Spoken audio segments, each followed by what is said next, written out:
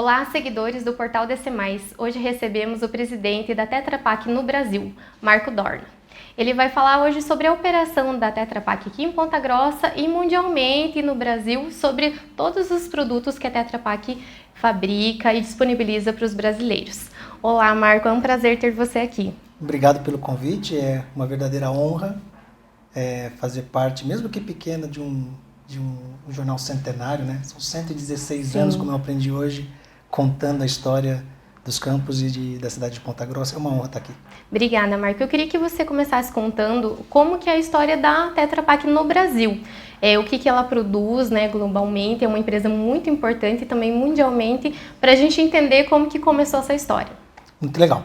A Tetra Pak ela nasce em 1951, a Tetra Pak é uma empresa sueca, e ela nasce pela obra do seu fundador, o Rubbenhausen, que criou um conceito de que uma embalagem deveria economizar mais do que ela custa.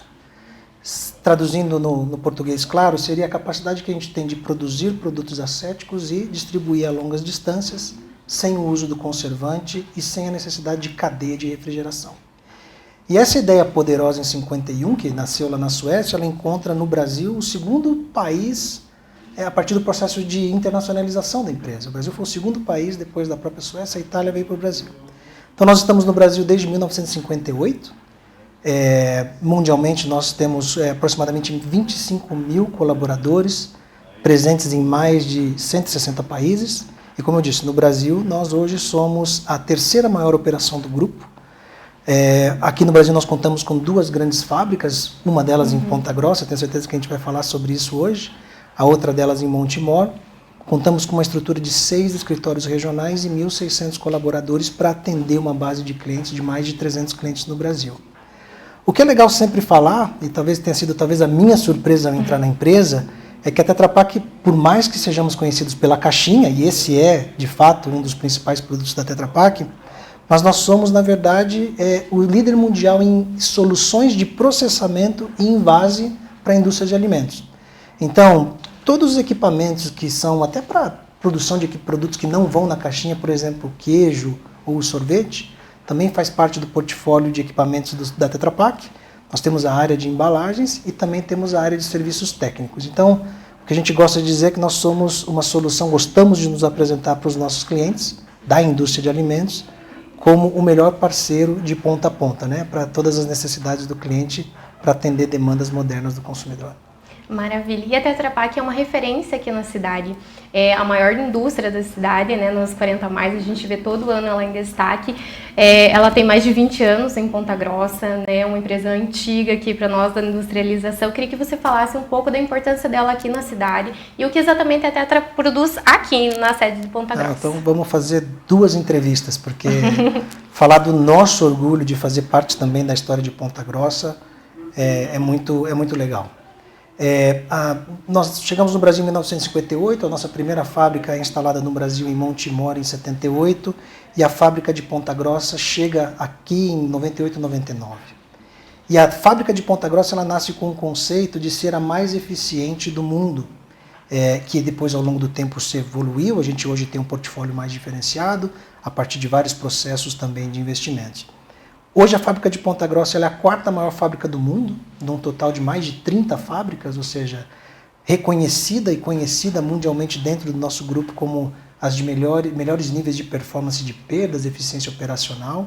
Aqui nós produzimos cerca de 11 bilhões e meio de embalagens, dos quais 60% ficam no mercado nacional e outros 40% são exportados para vários países do mundo. Então é um grande centro exportador, é uma referência do grupo Tetra Pak, sempre foi, e a cada ano vem galgando cada vez mais passos dentro dessa trajetória de excelência, né? Aqui nós basicamente produzimos embalagens para leite, embalagens para suco, para produtos formulados como leite fermentado, leite aromatizado, proteínas, né? Bebidas refrescantes e assim por diante. Então, de novo, aqui 333 funcionários aproximadamente diretos, e representa a 4ª maior fábrica e uma de melhores níveis de eficiência operacional no mundo. É um grande orgulho nosso, sempre que a gente fala de Ponta Grossa, a gente sempre vê nos mais altos níveis lá dentro do nosso grupo. esses 200 anos de Ponta Grossa, comemoramos logo a data, tem essa importância, a Tetra é muito lembrada na cidade também pelos projetos que ela apoia na cidade. Se você puder falar um pouco, aqui na cidade vocês desenvolvem projetos de sustentabilidade, mas também nas outras unidades no Brasil como um todo. Isso. Aí vamos falar de sustentabilidade, tem mais um outro capítulo, eu tenho que ser convidado de novo se vocês me derem a honra aqui. Uma empresa que faz o que a gente faz, que atua no segmento que a gente atua, que é o segmento de alimentos, e atende os clientes que a gente atende, na verdade, falar de sustentabilidade ela não pode ser falar de um pilar, né? A gente gosta sempre de dizer lá dentro que a sustentabilidade é a própria estratégia da empresa. Então, desde a certificação de toda e qualquer matéria-prima que a Tetra Pak usa no seu processo, então papel, plástico e alumínio, necessariamente 100% da matéria-prima que a gente compra, e são de fornecedores nacionais, como a Klabin, a Braskem e a CBA, ela necessariamente tem que ser certificada de um manejo adequadamente feito, né? Então, começa por aí. O segundo grande ponto é que a gente sempre tenta se cercar, Melissa, de empresas que garantam ou que nos certifiquem, mostrando que a gente está no caminho certo. Então, pelo 4º ano seguido, a gente aparece lá como lista A no CDP, que é uma organização europeia que certifica os esforços das empresas do ponto de vista ambiental. Somos signatários do Pacto Global da ONU, do Acordo de Paris, da Ellen MacArthur Foundation e um monte de outras coisas, basicamente para ter certeza de que a gente recebe a carga da ciência dizendo que o que a gente está fazendo está correto. E nós fomos a primeira empresa de alimentos a ter as suas metas aprovadas pelo que se chama de Science Based Targets Initiative, que é basicamente uma entidade que mostra qual é o esforço que cada companhia tem que fazer para garantir que ela seja neutra em carbono, de acordo com o Acordo de Paris. Então, nós estamos nessa trajetória, a gente acredita que tudo que a gente faz tem que estar conectado com a sustentabilidade. O compromisso formal da empresa é que até 2030 nós sejamos neutros na emissão de gases de efeito estufa, sejamos neutros dentro da nossa operação e até 2050 dentro da cadeia. E aí, tudo que a gente faz, como eu coloquei, de desenvolvimento, necessariamente passa pela transformação da embalagem em um produto também sustentável. Nós temos o desafio global, que é de ter a embalagem de alimentos mais sustentável do mundo, que é uma embalagem 100% feita de material renovável e ou reciclável, necessariamente zero em carbono, e a gente já está bem avançado nessa jornada. Hoje, ao você comprar uma embalagem de leite, cerca de 88% daquela embalagem da Tetra Pak ela já vem de fonte renovável. O papel e o próprio plástico que a gente usa na nossa operação no Brasil, ela já vem de fonte renovável, que é a cana-de-açúcar, né? Então, podemos falar um montão. A gente já tem embalagens testadas com plástico reciclado, com conteúdo reciclado. Nós já temos uma série de inovações que vão das mais triviais, como às vezes a implementação de um canudo de papel para atender legislação e demandas do consumidor moderno, até a própria transformação do nosso principal produto em algo que seja necessariamente renovável e ou reciclável, vindo de necessariamente zero carbono, né? E existe algo, eu sei que a minha resposta aqui é longa, mas eu vou me alongar um pouquinho, porque a gente acho que também, voltando para aquele ponto, né? Fazendo o que a gente faz no segmento que a gente atua, para os clientes que a gente serve, sustentabilidade ele tem que ser a essência do que a gente faz. E hoje em dia não existe um plano de sustentabilidade completo se ele não contemplar a parte de biodiversidade. E a Tetra Pak lançou no ano passado um projeto global chamado Conservador das Araucárias e que encontrou aqui no Brasil o seu berço, que tem a ambição de reflorestar e preservar uma área equivalente a 7.000 hectares, basicamente tentando estimular, junto com pequenos e médios proprietários rurais, a cultura do reflorestamento e da preservação, numa ideia de que a floresta tem que valer mais em pé do que derrubada, né? Então é um projeto de longo prazo, de 10 anos, onde a gente vai, inclusive estamos trabalhando acabamos de terminar o piloto. A gente escolheu o Conservador das Araucárias e principalmente a Mata Atlântica porque é uma área, um bioma em extremo risco, né? Menos de 12% da sua cobertura natural hoje vive. Quando a gente fala de araucárias é menos ainda, são 3%. Então, essa área de 7.000 hectares, a gente escolheu os estados do Paraná e de Santa Catarina como o berço desse projeto e que ao longo dos 10 anos a gente quer tentar, através do nosso trabalho, transformar um pouco a mentalidade e a cultura de que uma floresta tem que valer mais em pé do que derrubada. A gente vai trabalhar com o pagamento de serviços, de prestação de serviços ambientais aos pequenos produtores, estimulando o ecoturismo, estimulando o extrativismo vegetal natural. Mas acho que hoje a gente não pode falar de um plano de sustentabilidade ou da essência de sustentabilidade sem falar de biodiversidade. E a gente é muito orgulhoso de trabalhar com isso aqui também na nossa região. Marco, eu queria que você me explicasse também como que funciona esse processo de reciclagem da caixinha da Tetra Pak. Legal. Sabe que há mais de 25 anos, quando pouco se falava de sustentabilidade, talvez se falasse um pouquinho de meio ambiente, nós já desenvolvíamos os nossos esforços no desenvolvimento da tecnologia para a reciclagem da caixinha, né? E a caixinha ela é composta, de novo, basicamente por 3 elementos, que é o papel, o polietileno e o alumínio. Basicamente, hoje, a caixinha é 100% reciclável, você consegue basicamente reciclar o papel e dar nova vida para esse papel reciclado, assim como o plástico e o alumínio, que encontra uma infinidade de aplicações, talvez a maior aplicação hoje seja o uso de telhas, placas e mobiliário, né? E esse trabalho, a tecnologia obviamente foi a primeira barreira, mas o principal desafio que a gente tem, e a gente continua investindo muito nisso, é no apoio e na promoção do desenvolvimento da cadeia recicladora. Nós já apoiamos mais de 600 cooperativas na sua estruturação e até mesmo em maquinário para a separação adequada do material pós-consumo, e hoje são mais de 30 recicladores no Brasil, basicamente dando um destino novo para esses materiais, né? Colaborando para a construção da nossa grande ambição, que é sempre inserir a Tetra Pak numa economia circular e de baixo carbono. Hoje, no Brasil, existem grandes desafios para aumentar esse nível de reciclagem, sendo o principal deles o de coleta seletiva. Menos de 20% ou cerca de 20% dos municípios brasileiros contam com um processo de coleta seletiva e também educação ambiental. Infelizmente, a gente tem que convencer algumas mentes e corações da importância da gente separar o lixo orgânico do lixo reciclável. Isso por si só já seria de grande valia. E a gente nunca vai deixar de apoiar esses esforços no desenvolvimento e na promoção, principalmente para que cada um dentro dessa cadeia de reciclagem também seja remunerado de maneira justa, né? Existe uma estimativa que diz que cerca de 1 milhão de pessoas hoje trabalham como catadores de lixo no Brasil. E o impacto social que a gente pode levar através da promoção, do compartilhamento de valor e também do destino adequado dos materiais, de tudo que a gente consome na nossa casa, tem sem dúvida nenhuma um impacto social positivo. Então, é uma área que nos apaixona, que nos fascina, uma grande parte do nosso tempo vai dedicado para pensar como fazer cada vez mais e melhor nessa área, mas a gente não vai deixar nunca de apostar, investir e crescer. É um projeto muito grande, eu acho que é um desafio muito grande, né? Não só nas cidades que a Tetra está, mas no Brasil inteiro, mundialmente, que é um assunto hoje que é em alta, né? Que vocês têm investido. E outra área que vocês investem muito é na empregabilidade, isso, né? Eu queria que o senhor falasse um pouco de como que funciona a escolha dos funcionários, o treinamento e realmente também para implementar essa cultura dentro da empresa para os funcionários, né? Para que eles também vivam essa sustentabilidade. Legal. Na Tetra Pak, eu comentei, são 1.600 colaboradores no Brasil. E a Tetra Pak Brasil é conhecida no mundo como um grande celeiro de talentos. Hoje, só para vocês terem uma ideia, cerca de 190 brasileiros trabalham dentro da Tetra Pak, mas fora do Brasil. Ou seja, mais de 15% do nosso efetivo está lá fora, né, levando conhecimento e trabalhando. Então, isso nos enche de orgulho.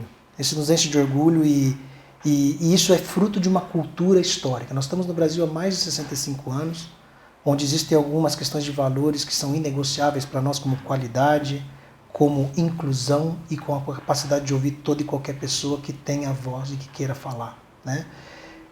A gente hoje trabalha cada vez mais tentando abraçar um mundo que é cada vez mais diverso por natureza e tem que ser cada vez mais diverso por natureza. A diversidade, a gente gosta de falar isso muito lá dentro, a diversidade é talvez o nosso maior fator de vantagem competitiva, né? Existem projetos e a gente tem um comitê de diversidade que nasceu dentro da empresa de baixo para cima e que a gente formalizou o ano passado com 6 pilares de atuação que vão desde da contratação até mesmo a própria infraestrutura da empresa para ser cada vez mais inclusiva, e a gente tenta estimular cada vez mais alguns recortes sociais que a gente vê que são importantes no mundo moderno, né? O corte de raça, o corte de gênero, o corte geracional é importante. A gente trabalha cada vez mais para estimular essa diversidade de opiniões dentro da empresa. Eu até gosto de mostrar um exemplo. A gente, em parceria com o Senai aqui na região, a gente trabalhou junto na elaboração de um plano para trazer 20 mulheres, para preparar e trazer 20 mulheres para o ambiente fabril, né, que acho que é bonito, com o único intuito de que essas mulheres mais preparadas podem ou não ficar na Tetra Pak. Mas a gente sabe que essa é uma demanda do mundo moderno, a gente trabalhar e evoluir na criação de talentos femininos. Quando a gente fala de mulher, que é uma grande paixão nossa do ponto de vista de plataforma de desenvolvimento de diversidade, existe um projeto interno na Tetra Pak chamado For She, que é de aceleração das lideranças femininas da empresa em todos os seus níveis, né? Existe hoje um projeto que a gente chama de Elas na Engenharia. Hoje, mais de 60% do nosso time de engenharia já é mulheres, né? Então, a gente tem um trabalho focado. Quando a gente fala de diversidade hoje em dia, a gente tem apenas algumas certezas, de que a gente vai derrapar algumas vezes, de que a gente vai errar algumas, mas que a gente nunca vai se furtar à ação, né? E a gente gosta de promover isso de maneira muito aberta lá dentro. Ponta Grossa, estamos recrutando. É uma fábrica que cresce, é uma fábrica que desde a sua concepção há 24 anos atrás nunca deixou de entregar crescimento. Mais do que crescimento quantitativo, ele também é qualitativo na ampliação do portfólio que a gente produz e na ampliação também dos países que a gente serve. E naturalmente também com uma diversificação das capacidades das pessoas que a gente traz, né? Hoje a gente está na fronteira das discussões de indústria 4.0, né? De falar de internet das coisas no ambiente fabril, e a fábrica de Ponta Grossa representa para nós um ícone dentro do mundo. Maravilha. Para finalizarmos, Marco, sobre Ponta Grossa, né? A gente tem aqui a foto da fábrica. Eu queria que você comentasse assim, os principais desafios da Tetra a longo prazo. Você tem alguma novidade da empresa? O que a gente pode esperar? Você falou que tem um recrutamento. Como é que as pessoas fazem para chegar até a Tetra, querer trabalhar na Tetra, que a gente sabe que é um ambiente corporativo muito esperado, muito desejado por vários profissionais. O que a gente pode esperar daqui um longo prazo, né, para a Tetra no Brasil como um todo? Acima de tudo é o compromisso com o longo prazo. Nós somos uma empresa familiar, nós somos uma empresa que está há 65 anos no Brasil, nós já passamos por diferentes momentos no nosso Brasil, e em nenhum momento nós tiramos o olho da bola, que é suportar o desenvolvimento dos nossos clientes. A gente gosta de dizer que o sucesso dos nossos clientes está no centro de tudo que a gente faz. E a gente reforça esse compromisso de maneira diária.